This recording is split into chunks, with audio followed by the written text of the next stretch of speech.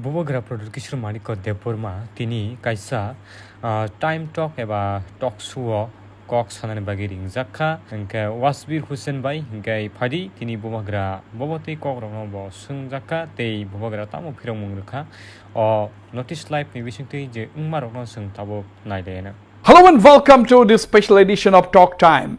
My guest today is Mr. Pradyot Debbarma, founder of Tipra Motha, Royal Scion of Tripura, as well as the most vocal tribal voice from the state. Mr. Pradyot Debbarma, welcome to my show. Thank you for having me, Wasbir. It's always a pleasure.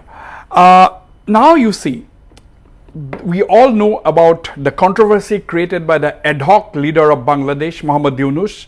During his visit to China last fortnight, he said that Northeast is a landlocked country. Therefore, he has given an open invitation to China, come and open shop in Bangladesh territory along the strategic northeastern region, expand your operations. More or less, I'm paraphrasing, that's what he said, which is a direct interference on India's internal affairs almost.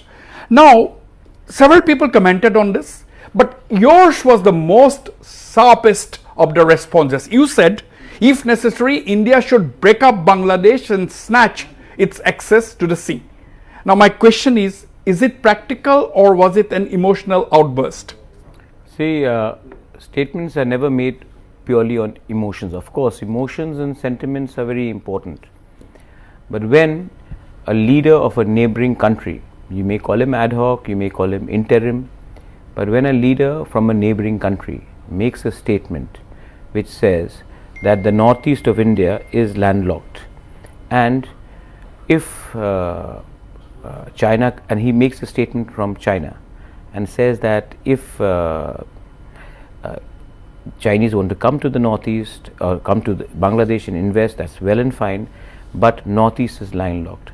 When you make a statement like this, you are indirectly threatening, and you're talking about the chicken's neck, you're indirectly threatening the northeast because of its strategic isolation from the rest of the country, right. The geographical isolation. That's a indirect threat to us, the people of northeast, to our country, and I think it is very important for us to bell the cat, and that's what I've done. It's not an emotional outburst. So it's an outburst because it is about a survival of our identity, and it's about our future prospects as an economic. Absolutely. Now, do you look at it as Muhammad Yunus's call, the action he did, what he said, that come and open shop, you can expand your operations, northeast is landlocked, we are the guardian of the sea. Do you think Muhammad Yunus indirectly urged China to come and encircle India? Yes, that's what exactly he meant. The string of pearls which anyway China has been trying to do. I think what Muhammad Yunus has done is he's tried to leverage the access to the Chittagong ports as a luring point to the Chinese to come, and in a way what's happening in Sri Lanka with Hambantota port, the same thing should happen with Chittagong Hill ports. And let's not forget that port is just a few kilometers away from Tripura, from the Feni river, from Sabru. So and let's not also forget that the population there are largely indigenous in that area. Absolutely.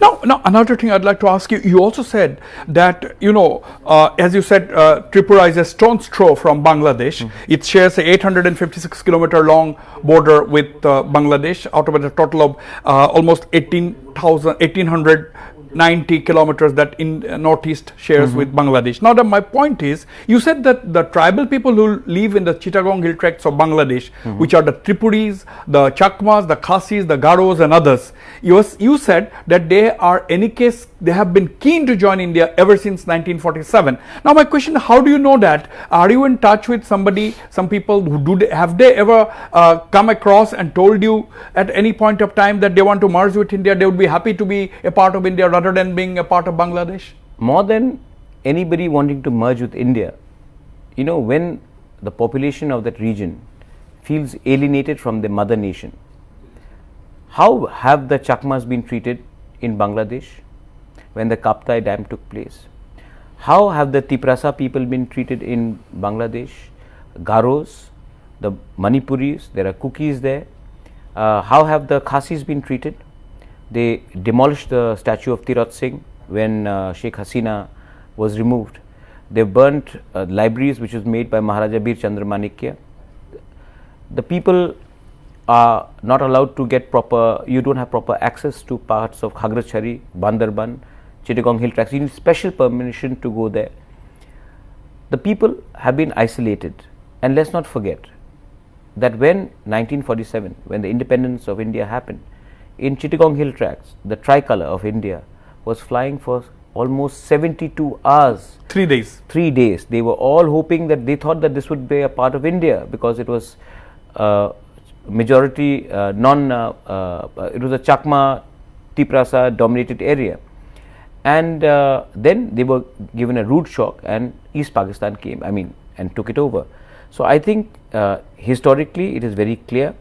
Of course, I've had interactions. I've been to Bangladesh quite a few times myself. I have a lot of people from my community who come over from Bangladesh from time to time and talk. Yeah.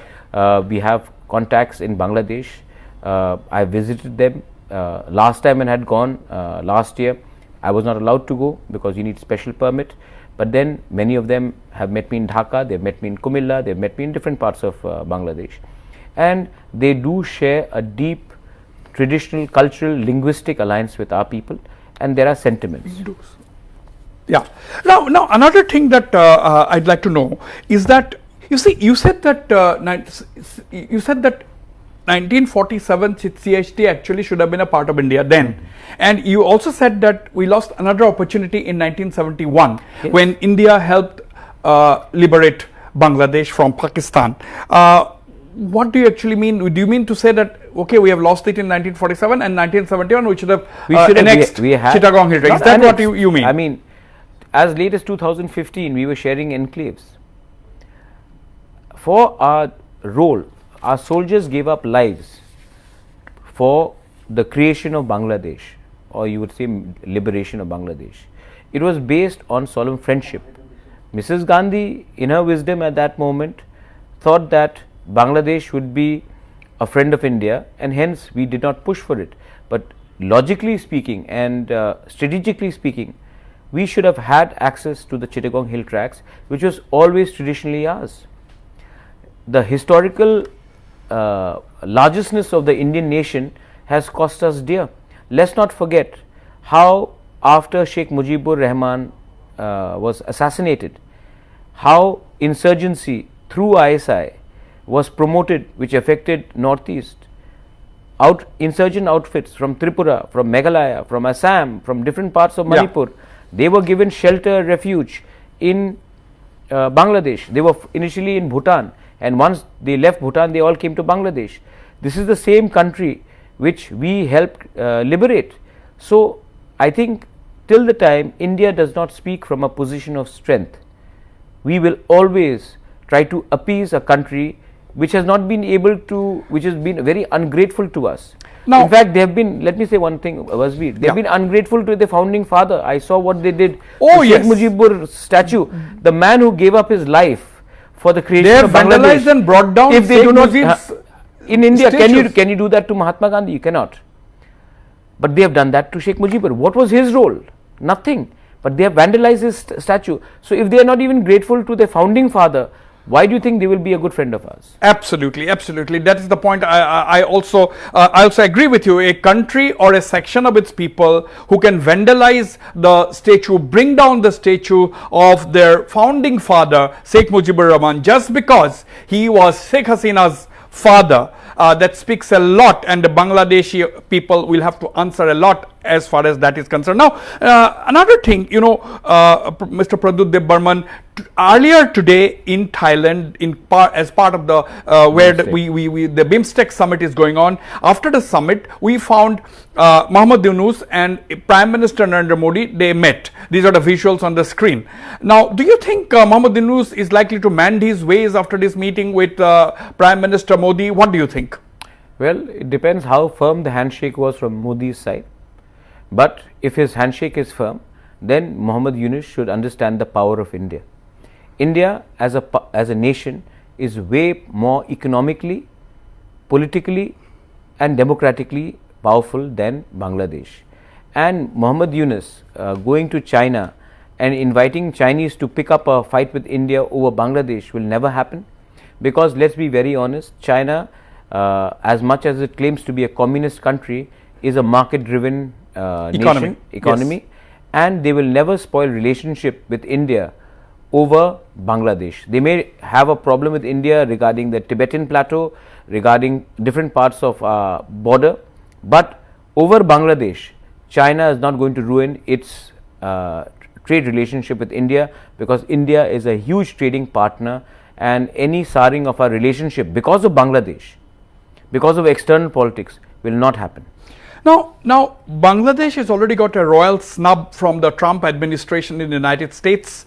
Now they have showered its relations with India. It is not just Yunus's statement that he made in China during his visit last fortnight, Mr. Pradyot Debbarma.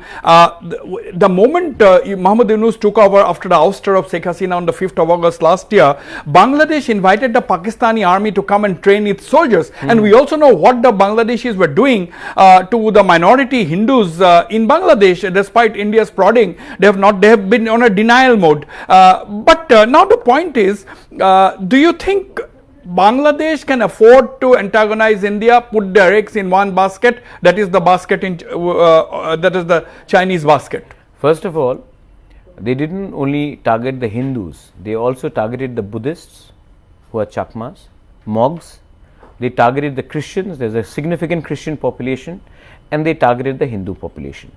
They also killed many Muslims who were loyalists of Sheikh Hasina. So these people represent no religion. You know, I think we have to make that very clear, that the so-called fundamentalist student organizations, they represent their own self-interest. They are putting religion in front to get their political objective.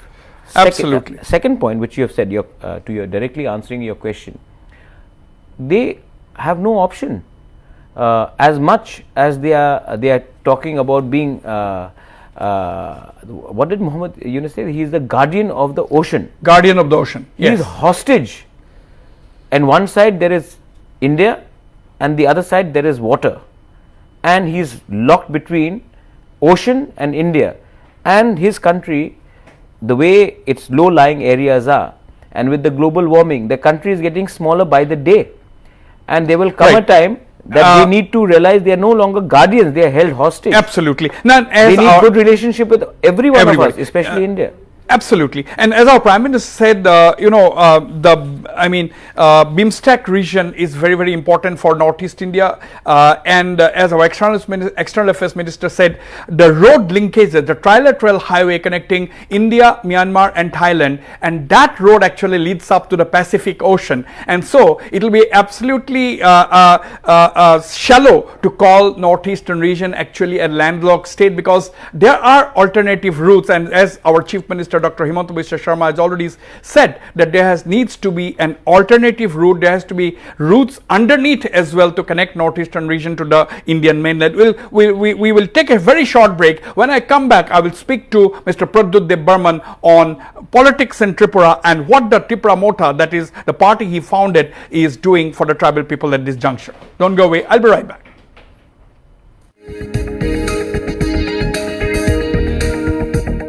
The studios in Guwahati, the News Hub, live coverage from around the region, top headlines, morning through night. We break news, set trends. Northeast Live, your station, your voice. কি হল সন্ধিয়ালৈকে কাম কৰোতে কৰোতে সদায় গাৰ্বি হৈ যায়, তাৰ উপৰিও আকৌ মুটু বিষাইছে। ওপৰতে হ'ব শুনজনী, ভিতৰ চোৱাটো খালি। তুমি জানাওনে ঘৰৰ টেনচনৰ কাৰণে গোটেই ৰাতি যে মোৰ টোপনিও নাহে। চকীদাৰ আঁতৰাই দিওঁ, পইচা বাচিব। এতিয়া আৰু এখন ঘৰত মই একেবাৰে নাথাকো। খবৰদাৰ, যদি নিজৰ কথা নাৰাখা নেমাৰিবা। সদায় সদায় ভাল নালাগে, সদায় সদায় কেৱল মালিচ ভাল লাগে। এয়া লোৱা ঠাণ্ডাৰ বাচ্চা আৰামৰ ৰজা, 9 বিধ বনৌষধিযুক্ত নৱৰত্ন তেল। মূৰৰ বিষ, ভাগৰ, টেনচন, অনিদ্ৰা আঁতৰ কৰিব নৱৰত্ন তেলৰ দৈনিক 2 মিনিট মালিচ, আৰু আপোনাক কৰি তুলিব কুল। নৱৰত্ন তেল।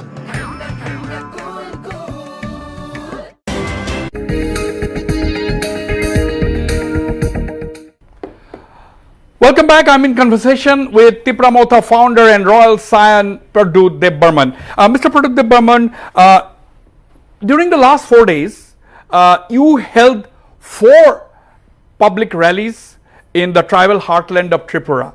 Now, the last was yesterday. It was a massive rally at Udaipur. Now, my question is, you are a part of the government. Tipra Motha is a part of the BJP-led government in Tripura. The Tipra Accord has already been signed. There is no election in sight. Now, what is the objective? Why are you holding these massive rallies? See, this is the time to go and talk to our people in our villages, our Tiprasa community, that this is what we are doing and this is our position of the party and me as the leader. When you go only to your people during election, then I don't go there as Bobagra, I go there as a political leader asking for votes. I am not asking for votes. I am trying to tell my people that there are many challenges. We have signed an accord, but the accord will only be implemented if we remain together. If we stop fighting as politicians, if we stop fighting as political parties, we have to keep the interest of our Dopha, which is our community, above our political party. So, my entire exercise of going and meeting people, reaching out to them, is that they should understand what we are doing in Delhi, what we are doing in Agartala, what we are doing in the assembly. And just because we have been elected does not mean that we keep quiet and we only come and talk to our people during elections. So, my party president B.K. Rankhal is not well, and since he is in hospital in West Bengal, so I said that okay, I will take the party and I will take the challenge. I will go and meet my people. I will explain to them, and they should also, they voted us to power. It is our job to explain what we are doing, not only before elections, but even when there are no elections. Now you see, the accord was signed in 2024, nearly a year later. Are you a happy man? Because on and off you keep raising that accord is not being implemented, you are not happy and all. What is this? What is your position today? My position is, pressure to rakhna padega. Just because we have signed an accord does not mean that we can go back to our living room and put our legs on top of a table and relax. This accord is for the benefit of our people. But there are many points where I have our party have a point of view, Government of India has a different point of view, state government has their own point of view. Now, just because the state government or the Government of India has a different point of view from our Tiprasa point of view, and just because it is the Government of India does not mean that I will dilute my people's sentiment. I have not been elected by the people of Haryana or by people of Uttar Pradesh or people of West Bengal. I have been elected by my Tiprasa people. So, I have my responsibility in putting my points across, and if the Government of India can convince me that they are right, I will listen to them, and if I can convince the Government of India that this is what our genuine sentiment is, then they should listen to us. So, that is where it is a tripartite talk. We have made a lot of progress, but there are some issues where I think if I dilute my position, it will harm my people's future. That is why I am sticking to my point, and now the Government of India will have to also realize I am not asking 1 rupee from myself, I am asking something for my people. So, it is not about power, it is about delivery of promises that has to be implemented. Now I understand that that's why I am asking you this question to you directly. I understand that you are once again going to New Delhi. You are meeting the Union Home Minister Mr. Amit Shah in a day or two or in a few days from now. I am going to go to Delhi. I am going to meet the Home Minister. I am not going to go alone. I am going to go with my team, and basically the Home Minister also is quite well versed with what has happened in Tripura. He acknowledges that Tripura used to be a Tiprasa tribal dominated state. What happened in Bangladesh is one of the main reasons why many people came over to Tripura. Now, obviously, we cannot expect that they will all go back to Bangladesh, but the Tiprasa people who are living in Tripura, who have sacrificed so much by allowing people to come and stay in the state for rightful reasons, because they were being persecuted. Now, do not take anything away from the Bengalis, but give something additional to the Tiprasa people, so our Tiprasa people's children have a better future.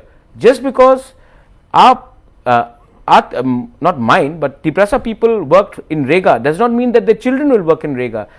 We have our script, we want our children to learn English, we want to write exams in a language we are comfortable in.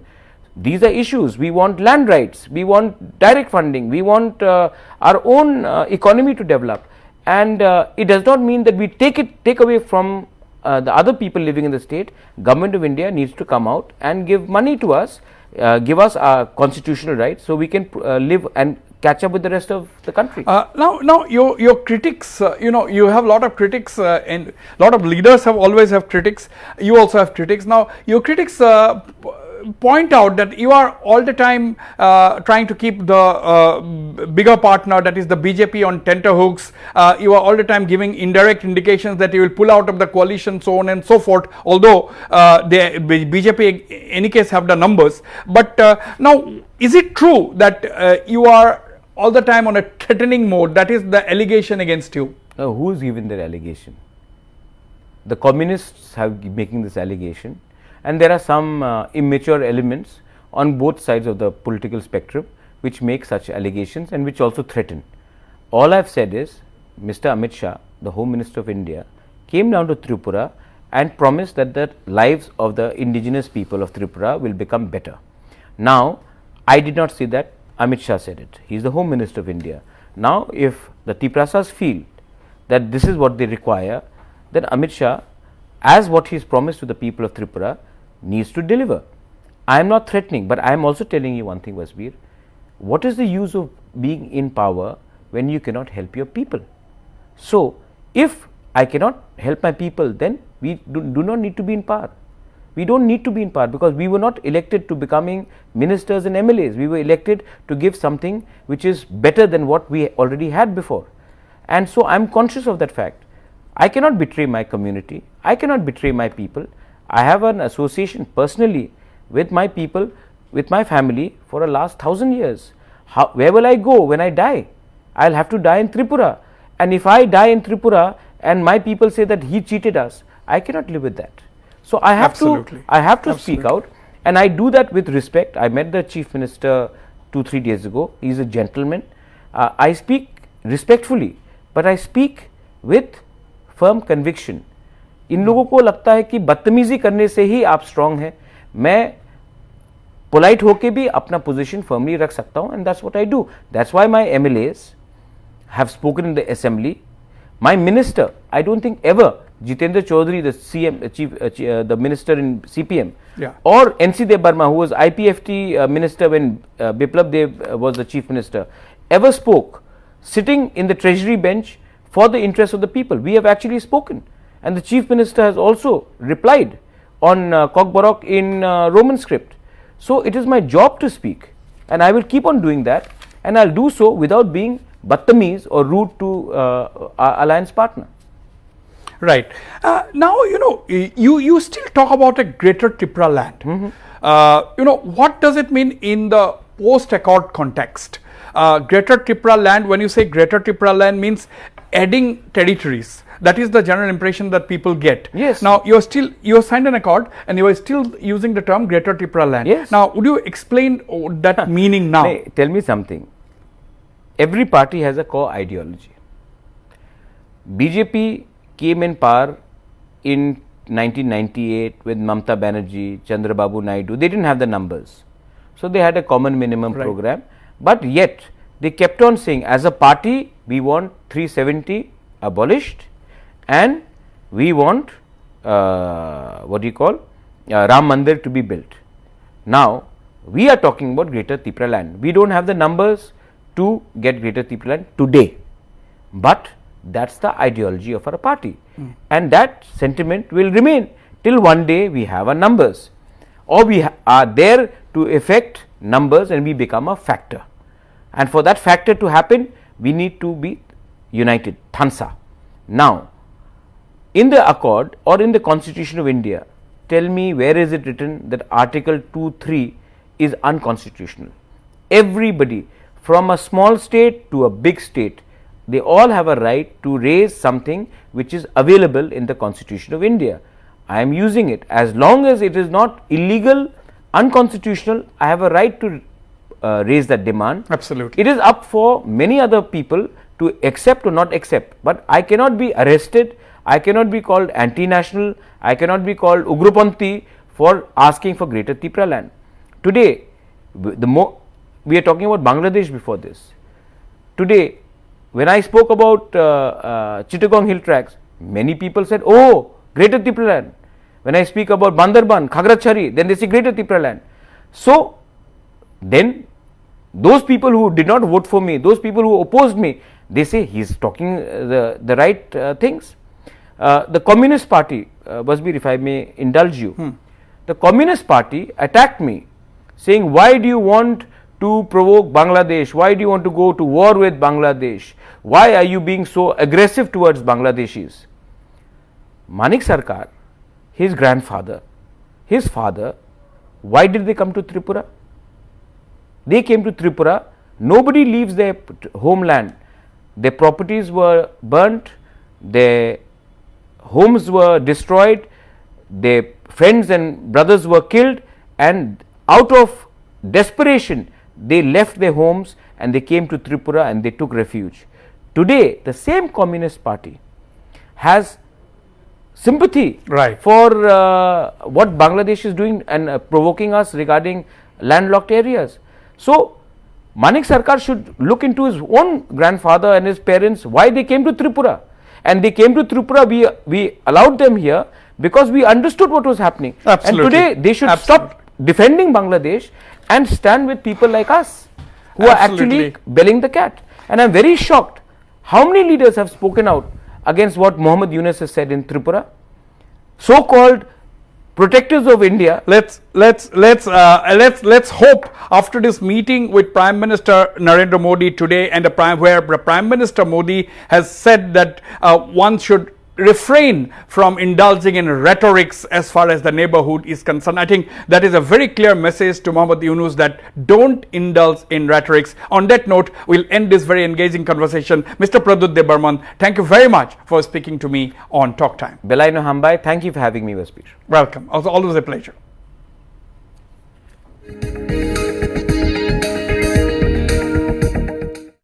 24 hours, covering the entire Northeast. From the studios in Guwahati, the News Hub, live coverage from around the region. Top headlines, morning through night. We break news.